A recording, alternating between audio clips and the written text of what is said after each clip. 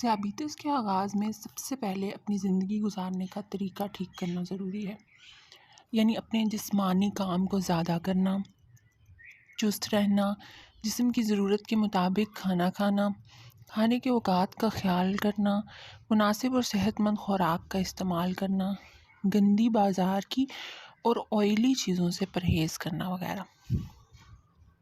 سب ترقی یافتہ ممالک میں اپنی صحت کا خیال کرنے کے لیے یا کسی بیماری سے لڑنے کے لیے پہلی تبدیلی کھانے پینے کے انداز میں کی جاتی ہے، اور ذیابیطس کا تو علاج ہی پرہیز سے شروع ہوتا ہے۔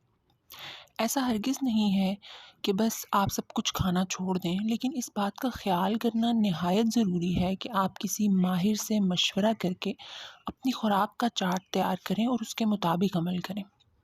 عام طور پر یہ سمجھا جاتا ہے کہ شاید صرف میٹھی چیزوں سے پرہیز کرنا ضروری ہے، حالانکہ ایسا نہیں ہے۔ اصل میں ہر ایسی چیز سے پرہیز ضروری ہے جسے کھانے کے بعد خون میں گلوکوز ایک دم سے بڑھتا ہو۔ انہیں ہائی گلائسیمک انڈیکس فوڈز کہا جاتا ہے، مثلا میدا، سفید روٹی، چاول، آلو وغیرہ۔ ریڈ میٹ یعنی مٹن، بیف کا استعمال کم سے کم ہونا چاہیے، کیونکہ ان میں فیٹ کا کنٹینٹ بہت زیادہ ہوتا ہے۔ تلی ہوئی یا بیکری کی چیزیں بہت نقصان دہ ہیں۔ جو چیزیں کھانی چاہیے ان میں سبز پتوں والی سبزیاں، لوبیا، مچھلی یا چکن کا کچھ پورشن شامل ہیں، یا ایسی غذائیں جن سے پیٹ جلدی بھر جانے کا احساس ہو، مثلا تخم شربتی جسے چیا سیڈز بھی کہا جاتا ہے۔ اگر ہم پھلوں کی بات کریں تو ان میں کچھ لو گلائسیمک انڈیکس والے پھل لیے جا سکتے ہیں، جیسے سیب، مالٹا، اسٹرابیری، پپیتا، کیوی، ناشپاتی، آلو بخارا وغیرہ۔ آم کا گلائسیمک انڈیکس زیادہ ہے، اس لیے یہ احتیاط سے استعمال کیا جانا چاہیے۔ اگر ہم ایکسرسائز کی بات کریں تو روزانہ صبح 45 منٹ کسی کھلی جگہ پر واک ویسے تو ہر آدمی کو کرنی ہی چاہیے، لیکن خاص طور پر یہ ایکٹیویٹی ذیابیطس کے مریضوں کے لیے بہت زیادہ اہم ہے۔ ہلکی پھلکی ورزش بھی نہایت ضروری ہے، اس سے موٹاپے میں کمی آتی ہے اور جسم انسولین کے رسپانس کو بہتر سے بہتر کرتا ہے۔ لائف سٹائل کی مزید بہتری کے لیے کسی ماہر غذائیات سے رابطہ کرنا بہت فائدہ مند ثابت ہوگا، کیونکہ غذا سے بہتر کوئی دوا نہیں۔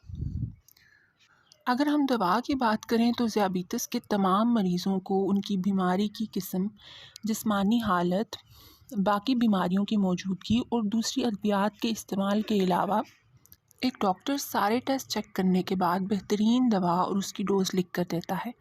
اس لیے ڈاکٹر کی رہنمائی کے مطابق استعمال نہ کرنے سے بظاہر اگر کچھ عرصہ کوئی نقصان نہ بھی ہو، بعد میں انسان پیچیدگیوں کا شکار ہوتا ہے۔ اس لیے بہتر یہ ہے کہ اگر کوئی بھی مسئلہ دوا سے متعلق ہو تو صرف اپنے ڈاکٹر سے مشورہ کریں۔ اسموکنگ ذیابیطس کے مریضوں کے لیے فوری زہر کی طرح ہے، کیونکہ یہ بھی اور ذیابیطس دونوں ہی خون کی شریانوں پر حملہ آور ہیں۔ اگر آپ ان سب باتوں کو مد نظر نہیں رکھتے تو ذیابیطس جسم کے تمام اعضاء کو متاثر کر دیتی ہے، مثلا آنکھوں کا متاثر ہو جانا، موتیا اتر آنا، انفیکشنز کا بار بار حملہ کرنا، زخم کا ٹھیک سے نہ بھر پانا، گردوں کا کام کرنا چھوڑ دینا، دل کی بیماریاں جیسے ہارٹ اٹیک، شریانوں کی مختلف بیماریاں جیسے بلڈ پریشر بڑھ جانا، یہ سب پیچیدگیاں شامل ہیں۔ شوگر کے مریضوں کو خاص کر اپنے پاؤں کا بہت خیال کرنا چاہیے۔ نرم تلے والے آرام دہ جوتے استعمال کرنے چاہیے، کیونکہ اکثر شوگر کے مریضوں کو چوٹ آنے پر درد کا احساس تک نہیں ہو پاتا، جس کی وجہ سے وہ زخم پر توجہ نہیں دیتے اور زخم بگڑتے بگڑتے اس حد تک جا پہنچتا ہے جہاں پاؤں بھی کاٹنا پڑ سکتا ہے، حتیٰ کہ کبھی کبھار تو انفیکشن ٹانگ تک پھیل جاتا ہے، اور یوں ساری عمر کی معذوری کے علاوہ کوئی چارہ نہیں رہتا۔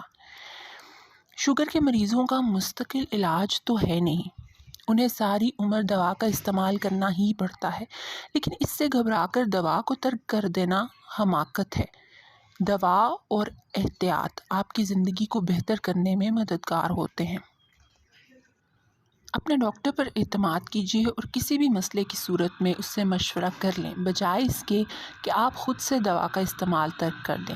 کسی انفیکشن کے دوران بھی انسولین کے بارے میں مشورہ کریں، کیونکہ اکثر انفیکشن کے دوران جسم میں انسولین کی ڈیمانڈ بڑھ جاتی ہے۔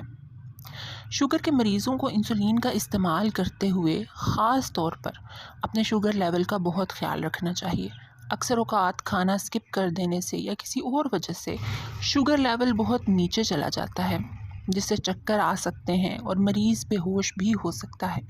اس صورت میں فوراً مریض کی زبان پر کوئی میٹھی چیز جیسے چینی یا شہد رکھ دینی چاہیے یا گلوکوز پلا دینا چاہیے۔ اگر پینے کے قابل نہ ہو تو فوری ہسپتال لے کر جائیں۔ بار بار اس طرح کے مسئلے ہونے کی صورت میں اپنے ڈاکٹر کو بتائیں تاکہ وہ آپ کی دوا میں تبدیلی کر سکے۔ بیماریاں انسانی زندگی کا حصہ ہیں۔ ان کا تعلق غریبی امیری سے نہیں، بلکہ یہ خدا کی دی ہوئی آزمائش ہے۔